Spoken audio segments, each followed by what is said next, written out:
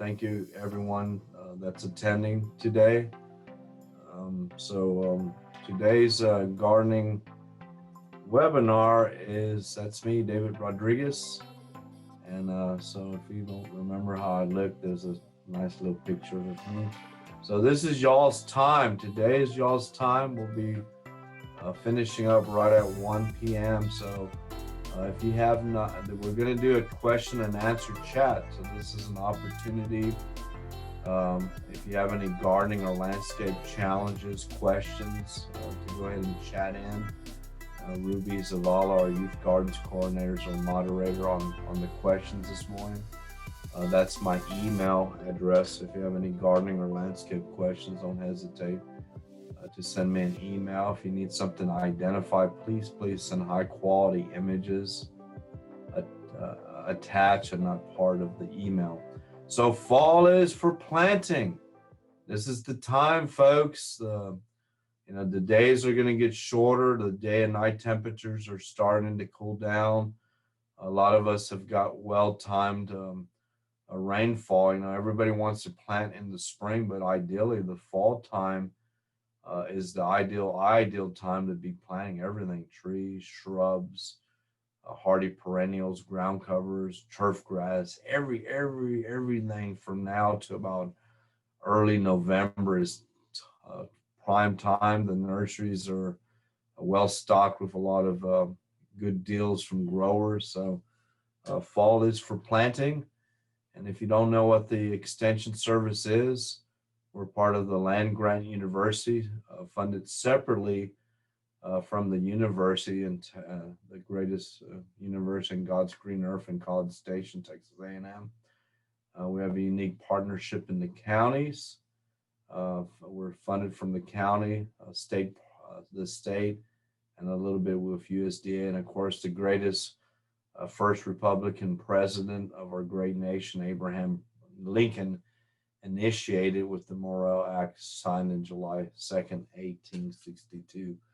So start chatting in your questions, and we'll get answering them real quick. But while Ruby's taking those questions, we want to make sure, since we said fall is for planting, that you go to the Aggie Horticulture website and you look at all these Texas Superstar plants, because there's a lot of beautiful plants, unbelievable, that are coming off the hot summertime. This is what we want to plant. Texas Superstar plants and a lot of these awesome plants. And y'all can probably agree with me that there's unbelievable, the Esperanza, particularly the Gold Star cultivar, unbelievable how they've been blooming. The new gold lantanas, the blue plumbago, Mexican bird of paradise, all being Texas Superstar plants. So get on it and start planting, and lots of things to do. Ruby, we're ready for any questions, or you want me to talk a little bit more? No, we have some questions in our chat box. Our first question comes from Grace. She's asking, how do you get rid of mushrooms? How do you get rid of mushrooms?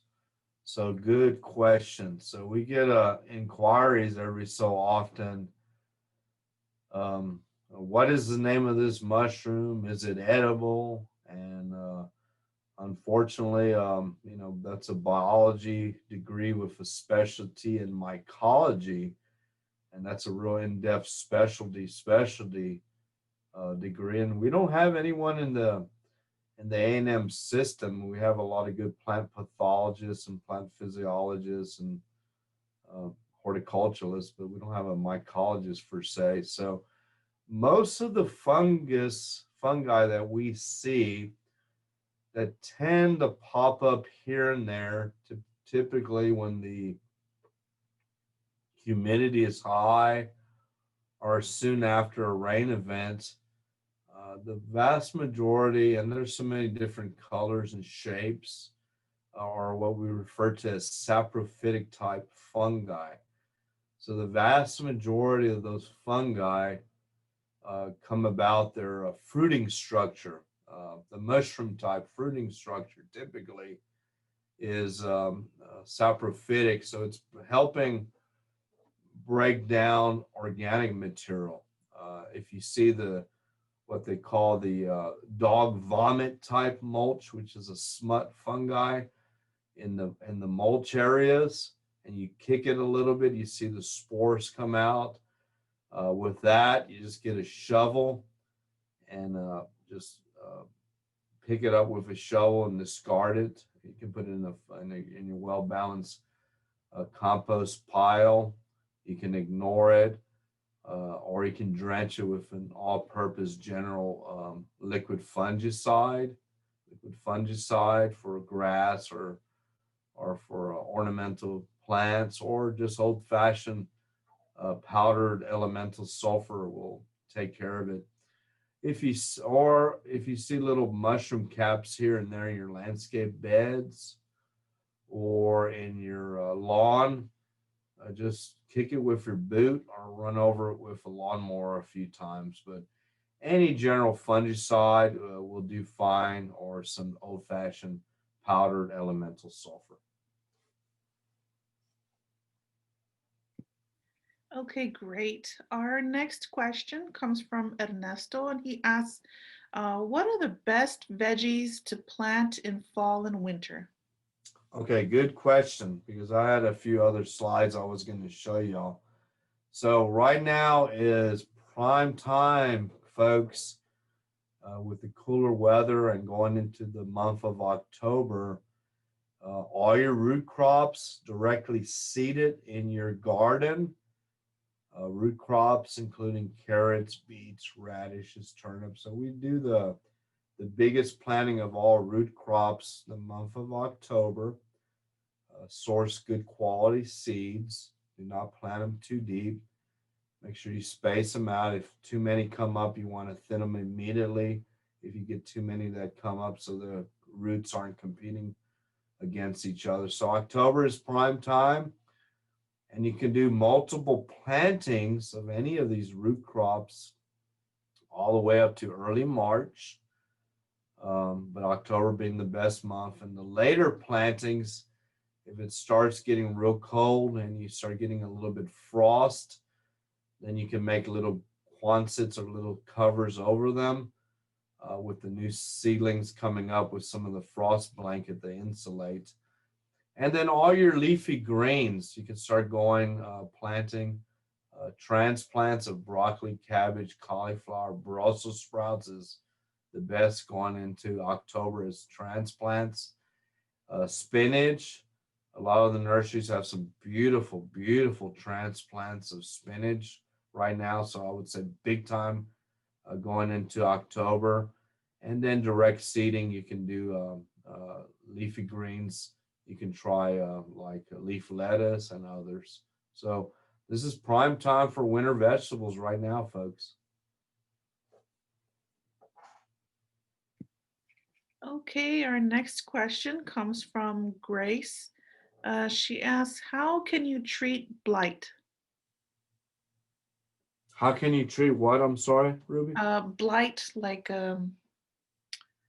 like that disease, like on Oh, okay. peaches, like blight. Okay. So blight is typically a bacteria issue, and one of the most common blights that we see is one called fire blight. And fire blight, we have a lot of plants that are in the rose family, roses themselves, red tip photinias, pears, both edible and edible pears that are not resistant to fire blight, as well as ornamental pear. Many, many plants are susceptible here to fire blight. So a lot of it has to do with the species of plant.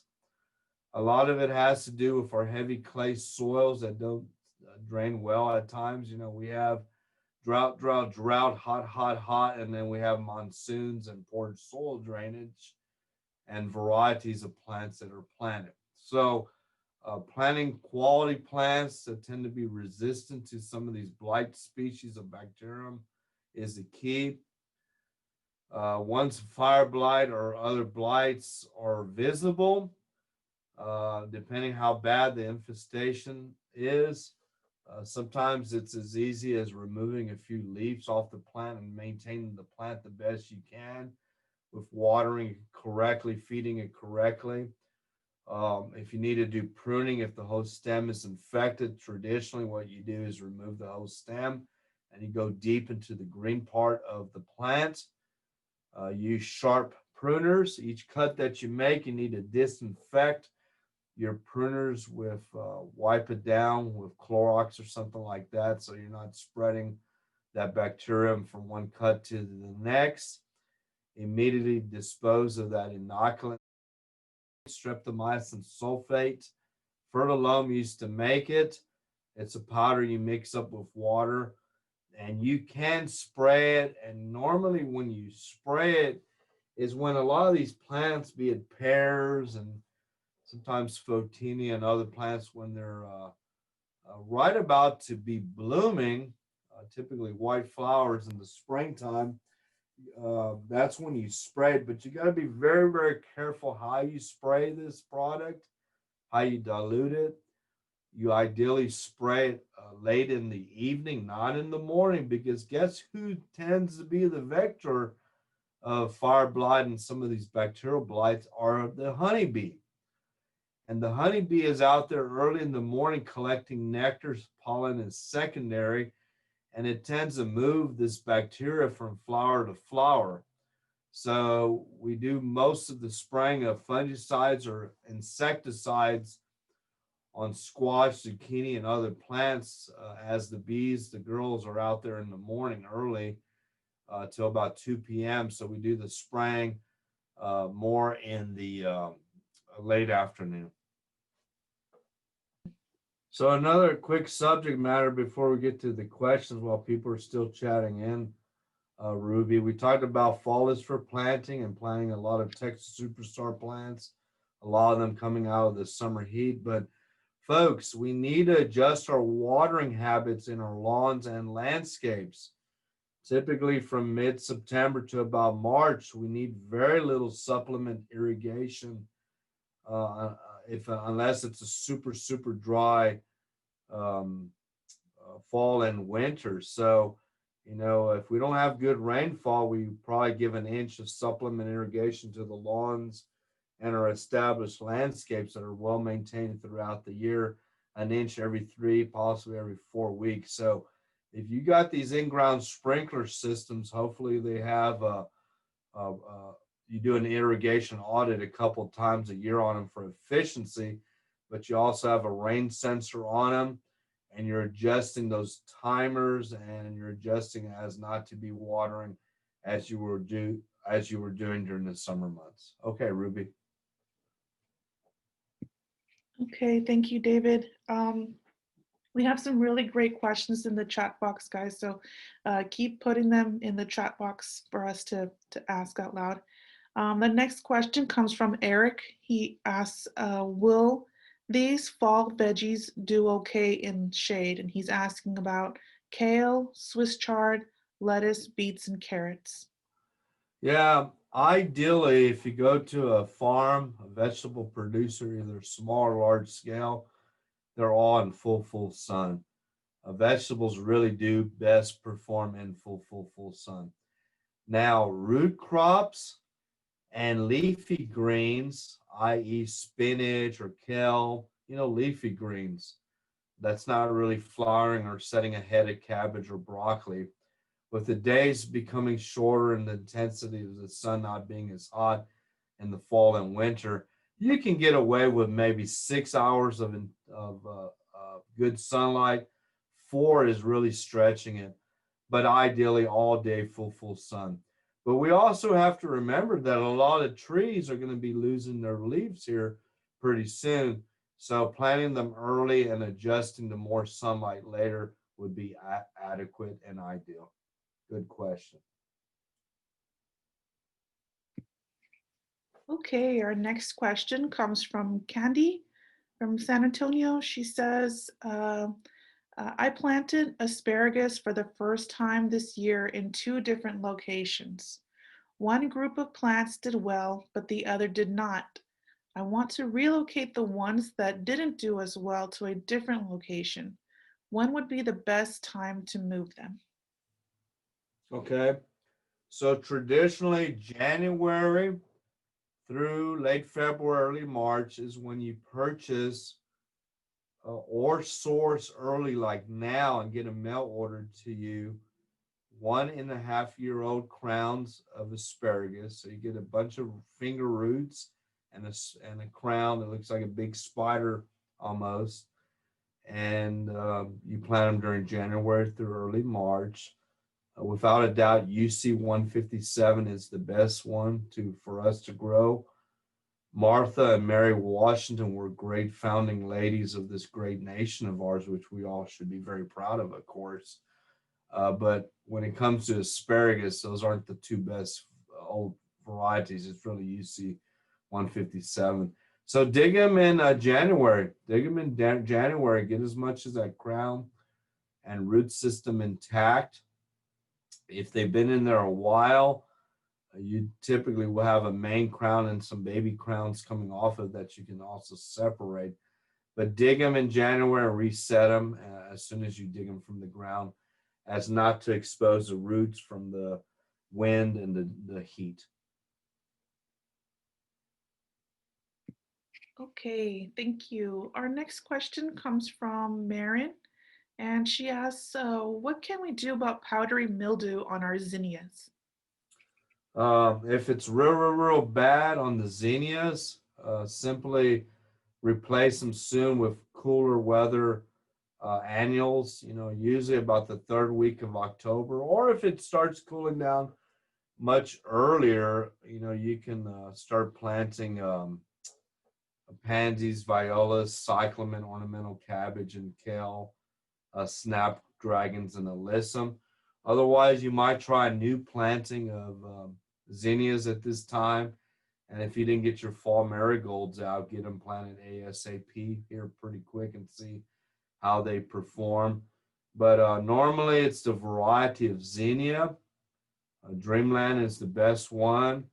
If they're getting too much powder and mildew, then they're not getting ample sunlight, ample air circulation. The bed wasn't prepared enough with enough good blended compost, pre-plant granulated fertilizer, and or we're getting the leaves simply too wet. But most of the time it's the wrong variety. But follow some of those steps. So it's really not cost effective if they're too far gone. If you catch it real early, any ornamental fungicide would work sufficient, like Dacamel. Or my favorite is the Fertilizer systemic fungicide for ornamentals. Okay, great questions. The next question comes from Candy. She asks, how long can you leave sweet potatoes in the ground, and can they cure in the ground? No, good question. So October, like here in the next week or two, sweet potato, which is a root, you usually plant them back from about March to May, early June at the latest. The slips or little transplants that you buy on the edible sweet potatoes. Beauregard and Bush Puerto Rico are the two that really do somewhat well here. I really like to grow them in big tubs or containers and simply just tumble over the container, and the roots should fall out pretty easily. You might trim the vine off the root. You want to make sure that you do not bruise the plant at all. The ones that are damaged or bruised, you want to consume those as well as soon as possible. The ones that look nice and firm and no damage to them, you want to wipe off and cure in a dry place with a fan. So basically, starch converts to sugar. Starch converts to sugar, and they become most edible in about 30 days. So you can bring me a pecan pie, sweet potato pecan pie, one for Halloween, one for Thanksgiving, and one for Christmas. Okay, thank you, David. And you guys, if you've never eaten sweet potato pecan pie, you're missing something. And on plantanswers.com, Dr. Parsons has old-fashioned Southern recipes. And if you've never seen those recipes there, it's going to mess with your diet a little bit. But we like to eat healthy and proportionate ourselves. And there's some awesome recipes there as well. Okay, our next question comes from Linda. She's from Madisonville, Louisiana, and she's asking about her jack-o'-lanterns. So she says, I'm growing jack-o'-lanterns and they are only growing to the size of seedlings, turning yellow and then shriveling up and dying. Why does this keep happening? Yeah, you really have to, most jack-o'-lanterns, the big ones, unless you're in a proven area like Muleshoe, Texas, or up in the Panhandle, we don't recommend in most of Texas, or look at your part of the Louisiana state and find out where they commercially have had success on growing commercial pumpkins. That's the key right there. Otherwise, we stick with the 5 to 7 pound pie pumpkins.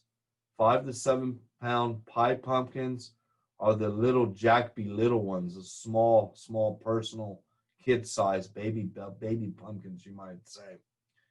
So you need to source quality quality seed. So Wilhite seed in Poolville, Texas, is where I would get my melon type seeds like watermelon, um, cantaloupes, muskmelons, and they have pretty good varieties of pumpkins there as well. So jack-o'-lanterns, 20 above 7 pounds, 12 pounds to 20 plus pounds. Most people can't grow them. They're just not the right growing conditions for them. You need a lot of space when you grow pumpkins and watermelons. So spacing is the key. Full sun, excellent soil drainage, excellent weed management, high rates of organic material incorporated into the native soil, and liberal copious amounts of pre-plant granulated fertilizer. And then you're planting them typically 90 days to 110 days back of when you want them for Halloween or Thanksgiving. So a lot of times when you walk them back to when they're ideally planted, you have to make sure they're sufficiently irrigated and weeded. That's why pre-plant granulated fertilizer initially so important. So there's so many factors involved. They don't like to get the leaves wet. So yes, it could be anything I just mentioned. Okay, thank you, David. Where did you say that you get your seeds from? We can put that in the chat box.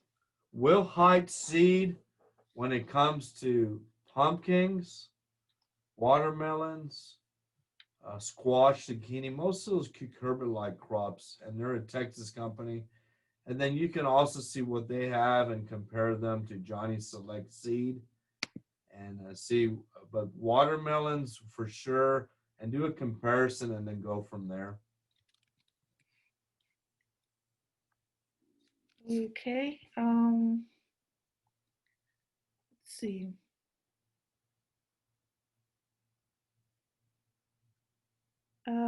We have Mark asking, when is the best time to plant bush beans? Right now would be a late planting. So if you want to try to get a late planting going now, we probably would have done it probably late August, early September. But if you want to do a late planting of regular green bush beans and yellow and wax, go for it. But it's hard to say. It depends how cold it gets. We might have our first frost by Halloween or by mid-November, and we need the warmer weather. But the 60 to 80 degree temperatures that we're seeing, folks, is why it's so important to plant your tomatoes back in early August, and a lot of these crops back to mid to late August, early September. But go ahead and go for it. And of course, I'm sure all of y'all have seen our vegetable webinars that are archived on the My Extension 210 YouTube channel for more information on vegetable gardening. We have numerous vegetable planting and pest webinars there as well, and other subject matter. Great. Yes, everyone, please be sure to check out the My Extension 210 YouTube channel. You'll find this webinar later in the week and as well as previous webinars on there as well. Our next question comes from Carrie, and they ask, what is the easiest way to start a garden and minimize weeds? The easiest way to start a garden and minimize weeds. Do what our American farmers do. Find a location that has plenty of full sun.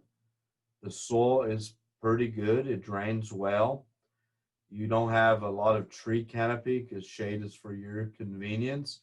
And you don't want a lot of trees nearby because remember that root system potentially will go into your root zone of your vegetable garden. If that's the case, you might do selective proper pruning of your trees correctly and do raised beds. Weed management, your best friend in your garden besides your shadow is a sharp, well-maintained grubbing hoe. And to take land, then you have to look at the weed species or the grass species. And our American farmers with the greatest nation, remember 2% feeds us and all the world potentially we can feed, but they use glyphosate. That's where glyphosate came around, folks. If you use it correctly, then there's not an issue. It's a weed and grass glyphosate. Use a 41% plus concentration, diluted at the highest rate. Spray it early in the morning on a non-windy morning. The hotter, the quicker it'll kill the weeds. So you probably should have done this back 3 weeks ago. And whatever you spray that's green and growing, it's going to kill it. No, it will not contaminate the soil. If you use, these products are safe. We just have to use them correctly. And that's why we have the American farmer, because of glyphosate, weed and grass killer. If you do that, then it'll keep it, and then you just pull and grub the rest of the weeds if they pop up. Always start out on a green, fallow land. Look at the farmers on the outskirts, be it ag production of cotton, sorghum, corn, or other. They always start out with fallow land that is nice and clean. Our biggest mistake as home gardeners is we don't prepare and we take our time to get this area clean and ready. And then we're spinning our wheels, scratching our head, and getting a few more gray hairs because of the weed problems.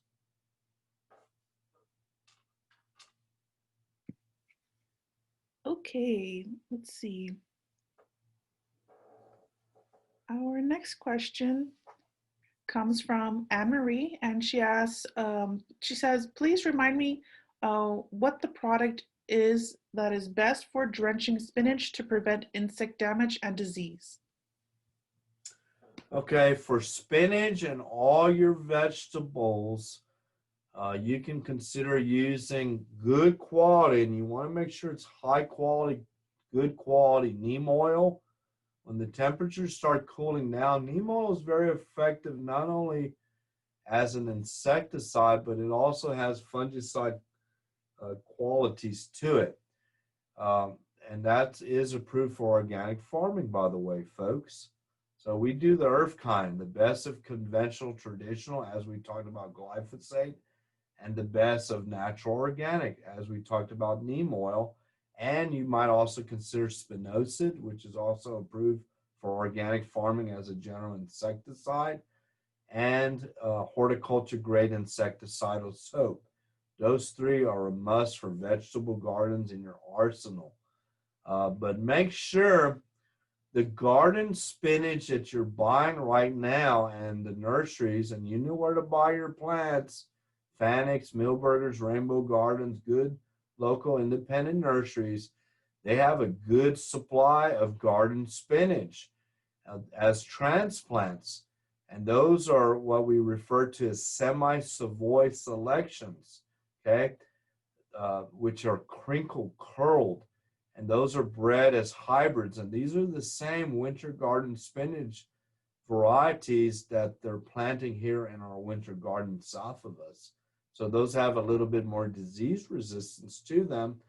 As long as you give them good sun, good air circulation, you should have minimal amount of disease pressure, but you have to keep an eye on like cucumber beetle possibly, as spinosad should work on that, or caterpillars as well.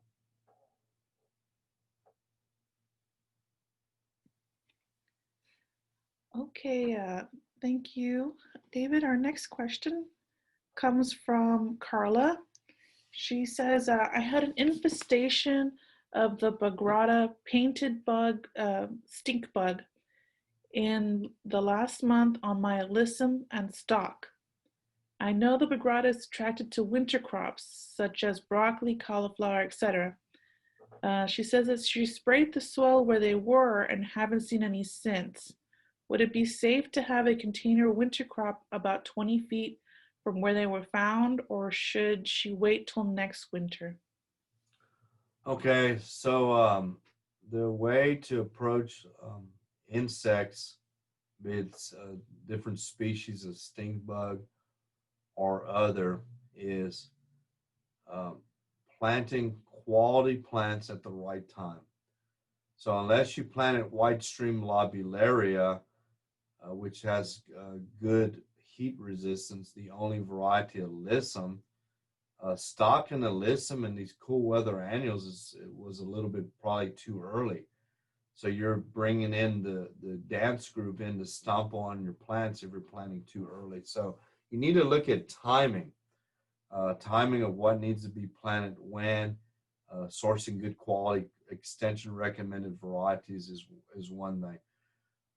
If insects tend to come in, we're doing something wrong. I think on this instance, it's either the wrong cultivar, planting it too early, possibly. Most of these insects, spider mites, insects, and even disease, tend to come around, or possibly should come around towards the end as a cleanup crew. Because the plants are finished. But if we're seeing issues coming in early, then it's either planting too early, wrong variety, or we're not preparing the planting area correctly. Weeds are the other issue. Weed management is very important, not only in and around the garden, but on the outskirts.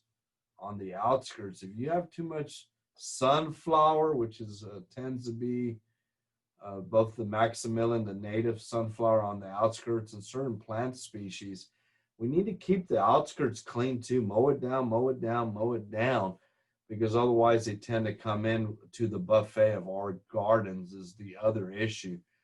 You might have to use a little bit harsher permethrin-based insecticides, or like liquid 7 if need be. But you know, when we have an insect or disease, we have to stand back and say, why is this problem here? And 9 out of 10 times, it's something we're not doing correctly at the beginning. Okay, thank you, David. Our next question comes from Eric.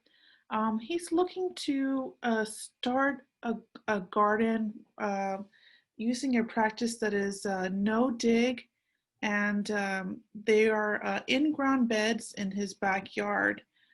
He says that it's a practice where the native soil is not disturbed, and that it's amended by adding different organic material to the surface of the soil. Do you know about this practice, David? Could you talk a little bit about it? And I presume he's has heavy clay soil, so you can try it. I think it's a waste of your time. You know, we used to be the winter garden, so you know, most even modern day farmers practice very low tillage. They just lightly cultivate here and there, mainly for planting and for weed management. But if you have heavy, tight clay soils, I don't think any of y'all should own a tiller. Y'all should rent them because you probably only use it once a year, if that. So what I would do is Make sure that the soil is pre-moistened, it doesn't have cracks.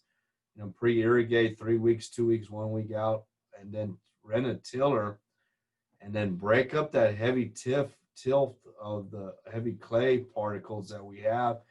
Then incorporate your finished compost, not sand. Do not add sand. And then get it good loose, good flocculation, good tilth to the soil. Then go ahead and do your practice there, but don't forget pre-plant granulated fertilizer.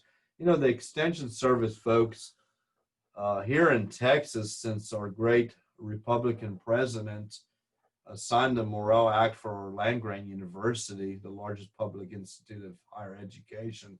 The Extension Service has been doing this 106 years in Texas, folks, and the university is over 100, way longer than that, since 1876. Use the practices. That's what the Extension Service does. We do all the legwork, working with rural farmers and home gardeners. If you want to try that, kind of modify what we just talked about, so you have better success. We want gardening to be fun, but we got to follow these steps that have proven the test of time. All these things that come out of the blue, I've seen so many things come and go. Use proven techniques, please. Okay, thank you, David. This next question is talking about asparagus, like the question that we had asked earlier before, but this one is from Steve, and he's looking for a good source for how to dig up and move asparagus crowns once the plants go dormant. So if you want to dig them and move them, January when they go dormant is the guideline, and just kind of mark where your crown is, and on the outskirts start deep digging with a pitchfork, and the roots should pop out very easily. But do not expose those roots too long. Get them planted in their new environment ASAP. Trim out any broken or damaged roots. And remember, with the winters that we have typically in and around the San Antonio area, y'all wake up and there's days, November, December, January, even through the rodeo in March, that you wake up in the morning with the heater on, and that same day by 2 p.m. you have the air conditioner on. So often by December the 1st at the latest, we want to put the asparagus to sleep if we didn't have any significant winter before December 1st that has frozen down the fronds, the leaves, the stalks of the asparagus. So we physically put it to sleep by trimming everything down to the ground. December 1st, removing all that debris and mulching these beds with 2 to 4 inches of high-grade compost. So you can put about some organic granulated fertilizer with that as well, and watering that bed once every 3 to 4 weeks if we have a dry winter. And remember, asparagus is like watermelon and pumpkins. You need a lot of space for asparagus. You need a minimum of 4 to 6 crowns per family member or more, because January through March is when we typically harvest asparagus spears. And if you want a big show, you need a lot of plants. So you need a lot of space as well.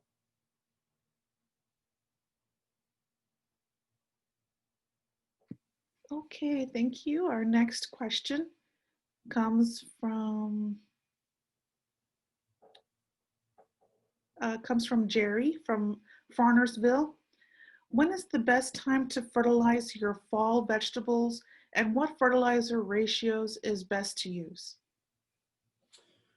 Yeah, the best time, folks, to fertilize is when you're getting your garden ready for major planting, be it fall or spring.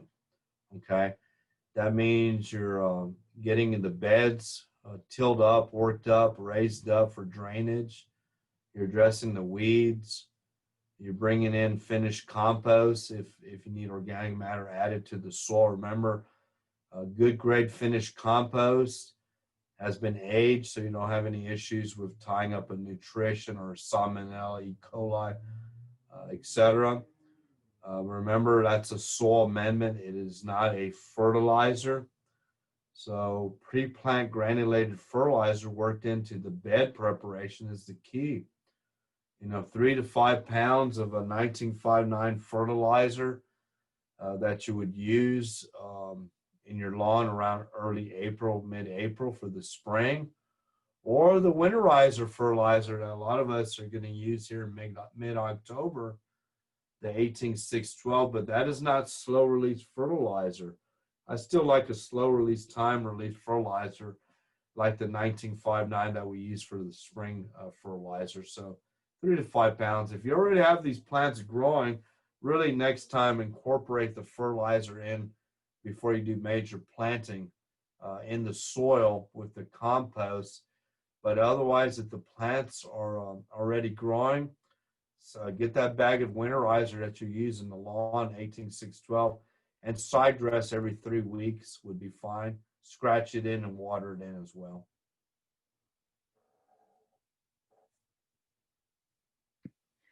Okay, thank you. Our next question comes from Barrett from Murphy. They say, I just started gardening this spring using 5-gallon buckets. For planting root vegetables, how many do you recommend per bucket? Yeah, I don't know. There's even some of my colleagues are promoting this number 5. Technically, we can't call it 5-gallon from weights and measurements anymore, but number 5 container, which is about a 10-inch diameter container. I think you're wasting your time. It's way too small, and even some of my colleagues are recommending those.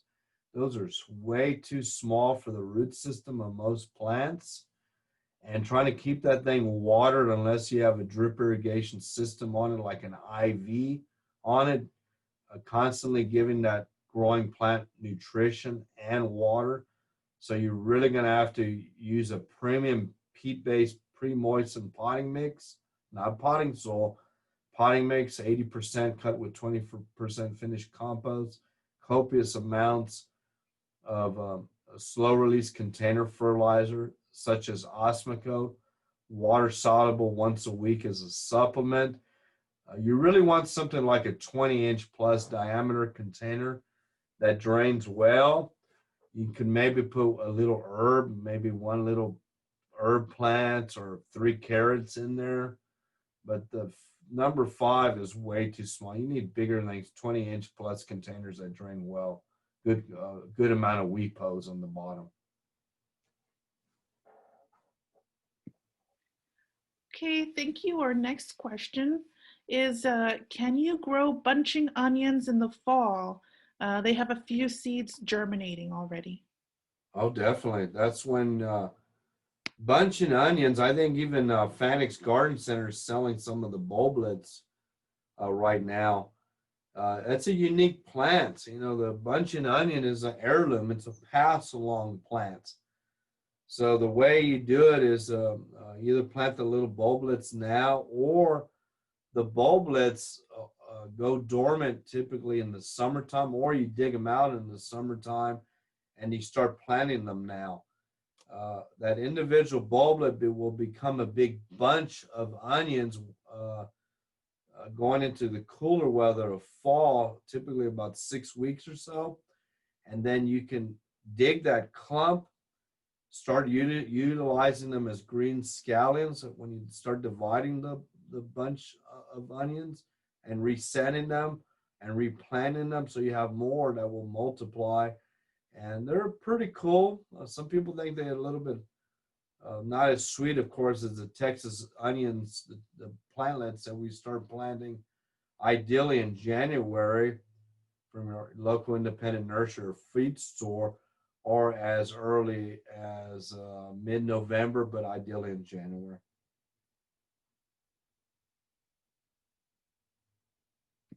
Okay, our next question is from Eric. He says, can Osmacote be used on the entire garden, or is it best reserved for either veggies or ornamentals?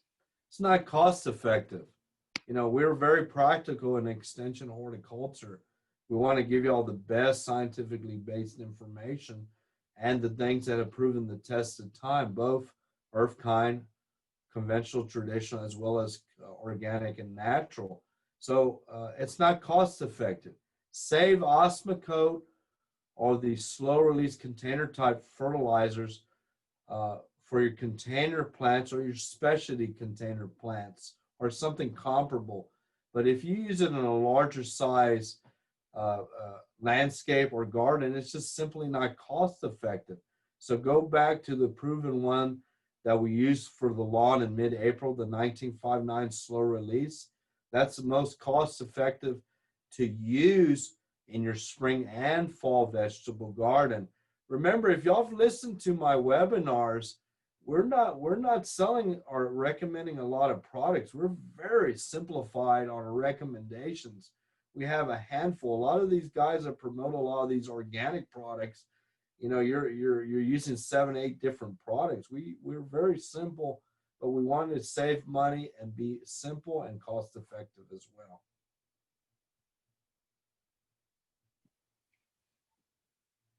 Okay, thank you, David. Our next question comes from Candy. She asks, do you recommend replacing your fungicides and insecticides every year if stored in the garage because of heat exposure? That's a real good question. When you buy products, be it a bag of fertilizer, a bottle of insecticide, you know, you're the consumer. You know, first of all, why am I using this product? I always read and follow label instructions so I know how to use it correctly, and try to buy products that you're going to use ideally within a season or within a year. And try to get smaller sizes if need be. Yeah, they might cost you a little bit more. Any product that has been opened, so after you open any product, seal it real tight, be a bag of fertilizer or a bottle that you use. Try to store it in the area that's not going to be too hot or too cold, and evaluate it the following year if you still have product. Granulated products are much easier to use up after a year. Liquid, open it up and examine it when you first use it. How does it look? How does it come out of the bottle? After a year, if it just smells different, if it looks different, if it's too gooey, if it's too molasses-like compared to how it was very liquefied, shake it up. And if it's still like that, then you probably would want to properly dispose of it instead of utilizing, because it's probably not as effective, or the efficacy of that product is not going to be as good.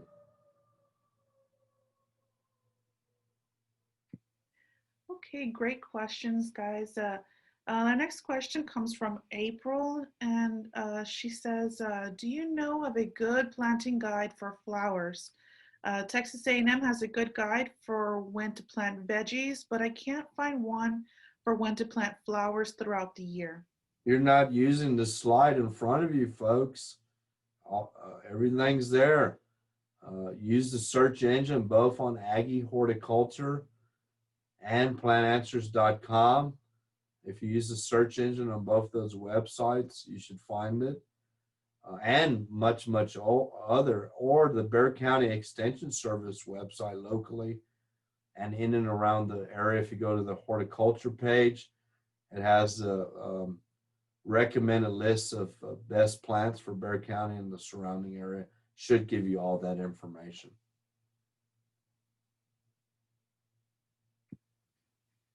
Okay, thank you, David. Also the Texas Superstar, right? Definitely. Texas, or on the front page of Aggie Horticulture is a Texas Superstar for perennials especially, and a few annuals. And then we have a picture right there of a bluebonnet. So, you know, wildflower seeds that bloom in the springtime, be it bluebonnets or others, this is the time.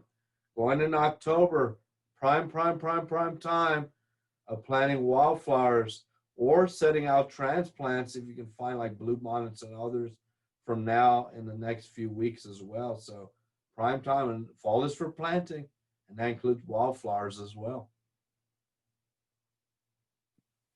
Okay, thank you, David. Our next question comes from Cindy. She asked, is it too late to direct seed spinach? No, I think it's too early. I think it's too early. And the problem with direct seeding spinach is you really need that soil temperature to be much cooler. So you're going to have to wait a little bit longer. And really, for most people, the variety of spinach that you find in seed is not winter garden spinach. They're old varieties that don't really do well here. And you're going to get much more susceptibility of disease pressure, be it rust or downy mildew or other. And so really the transplants that you find now in the nursery should have some real nice looking winter garden spinach. Stick with the transplants. You really don't need a lot of plants, but try the seed and compare that to transplants. Okay? Compare that to transplant, but let's wait. It needs to be much cooler on the spinach seed. And that's why Dr. Parsons, years back, came up working with the winter garden growers, because Texas, we're still big spinach grower of the nation. And they came up, and with Peterson Brothers Wholesale Growers Nursery that supplies all these independent nurseries, that's where we came up, Extension Horticulture at its best with these transplants for you guys. Okay, now this looks like to be our last question in the chat box. This one comes from Terry from San Antonio. He asks, will a 32-0-10 Winterizer harm St. Augustine? Look at the active ingredients. Look at the active ingredients on it. If it has slow release fertilizer to it, you're looking for ammoniacal nitrogen. You do not want slow release or time release fertilizer for your fall lawn. That's a no-no. If that's the case, I would not use it. The ideal formulation is really right here for your lawn is a 3:1:2 ratio, like the 18612, that the feed stores and independent nurseries will sell it as a winterizer. We want to do that about mid-October, and that's really what you want to be using.